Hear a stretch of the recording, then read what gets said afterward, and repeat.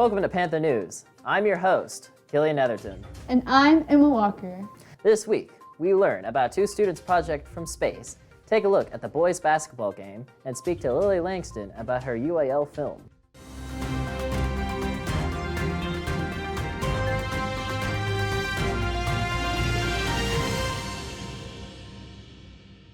Sophomores Izaiah Jackson and Abdil Magru recently completed an experiment they've been working on since 7th grade. The two STEM students studied the growth of seeds in space, and after a few hiccups, mostly due to COVID, they finally saw their experiment leave the atmosphere.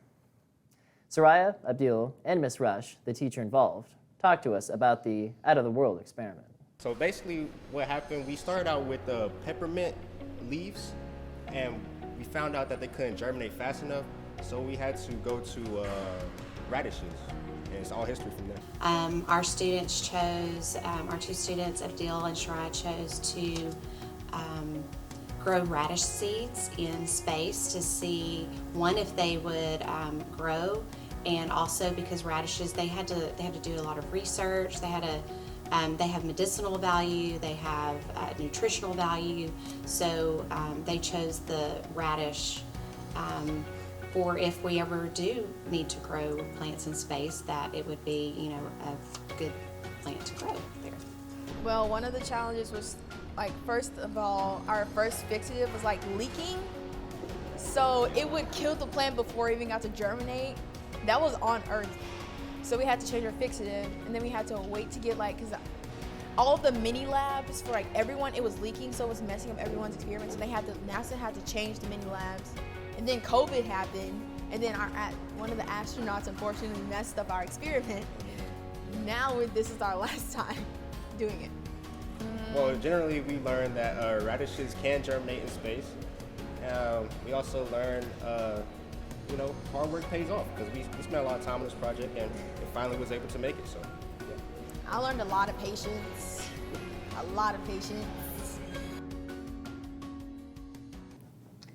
For some upcoming events, there will be an FCA night Monday, February 27th from 6 to 8 p.m., and you will meet in the cafeteria. Remember, juniors, on March 1st, you will be taking your SATs, so come ready and prepared. Also, on March 1st, there will be a BPOA state send-off at 3:35. March 3rd is the deadline to get your senior activities turned into the yearbook. Stop by the yearbook room and scan your QR code. Let's bring in Christian Rodriguez with our weekly look of the weather. Christian, tell our fellow Panthers what they can expect for the next 7 days. Despite what the groundhog said a few weeks ago, it looks like springtime is here early, and we will be leaving winter a little earlier than expected. We finish off this week with a nice cool weather, with a high of 79, going into the weekend with lows of 66. Then going into next school week, we have nice weather just about all week, some clouds in the sky on Wednesday and Thursday. So have a great week, Panther Nation.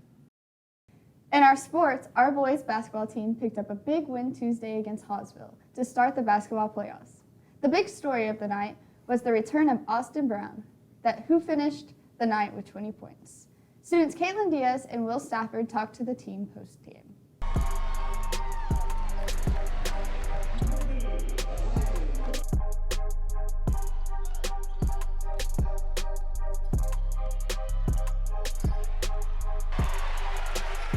Your first game back, you hit a three-pointer. How do you feel about that? Felt good being back and started us off with some energy. Round 2 should be good, one of the biggest games in Texas, so we got to come to play and we should be good.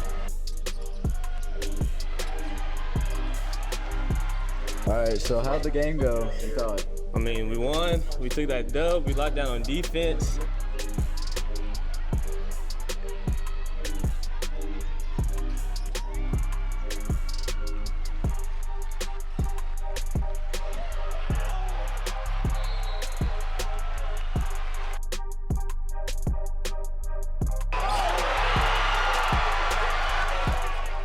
They went on a little bit of run in the third quarter. How were y'all able to stop that? We just locked down, picked each other up, locked down the defense, tell them keep your head up and don't worry about the next play.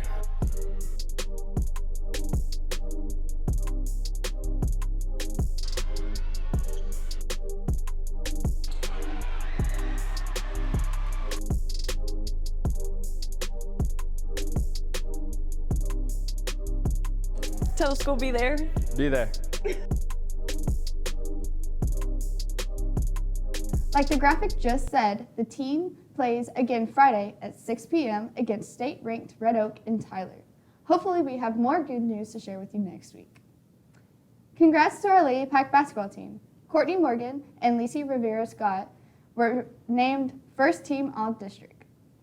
Akira Muhammad and Aaliyah Maxey were named second team. Akira Smallworth and Michaela Young were given honorable mention. Mia Lane and Trinity Maxey were named academic all-district.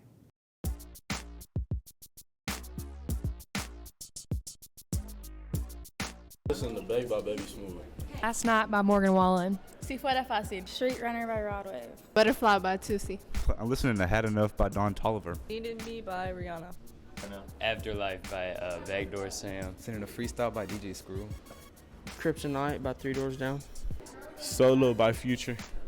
Colapso from Kevin Corral. With My Friends, Chris Travis. Favorite Song by Tusi. Top Down by Lil Chris. Welcome to the entertainment section. We have a real nice lineup today. The movie review of the week is, of course, Ant-Man and the Wasp: Quantumania. A movie whose grandiose multiverse concepts, character spam, poor script, awful CGI, and a struggling cast made the movie several sizes below the mark. To be quite honest, this acts as a true foresight into the dying franchise that is Marvel, a cycle that is stuck in its endless loop of predictability and ceaseless childhood folly, which was no different with Ant-Man and the Wasp: Quantumania. This is truly the beginning of the end for the Marvel franchise. My movie recommendation this week will be a more modern film, Once Upon a Time in Hollywood, a fantastic imitation of the Golden Era, bringing viewers into a tranquil blast to the past, centering around a struggling actor and his bodyguard who navigate the evolving film industry during the late 1960s. In other news, Lily Langston submitted a documentary, The Immortal Tigers, to the UIL State Film Festival, becoming a UIL semi-finalist and Nobility Award finalist. We talked to the senior earlier this week. I made a UIL documentary about the Dunbar Tigers, just kind of going through their entire history from back when they were a segregated campus and the blacks only campus, and then re-bringing them back this past fall by using the jerseys. So it was basically kind of like a, not resurrection, but just a bringing to light of our history and the history of Lufkin and Dunbar. It was a big part of our history as being from Texas, and it's a big part of United States history, the fact that segregation happened. And I mean, they did a lot of amazing things. They had a lot of fantastic people, whether with sports and different clubs and activities. They had a lot of state finalists and people that went on to do amazing things. Sad we didn't make it all the way, but I'm really proud of how far we got based on the team we had. Because I mean, it took a lot of time, and I'd never done film before this past semester. I've only done one semester, and to get to semifinals after only, 12 weeks of knowing what I was doing was really, really cool, and showed me that I can do a lot more if I just give myself the opportunity to learn something new. This week's future teacher is Mr. Eubanks, who teaches GT English, AP World History, and AP Art History. We talked to the man himself about the upcoming New York trip with his classes.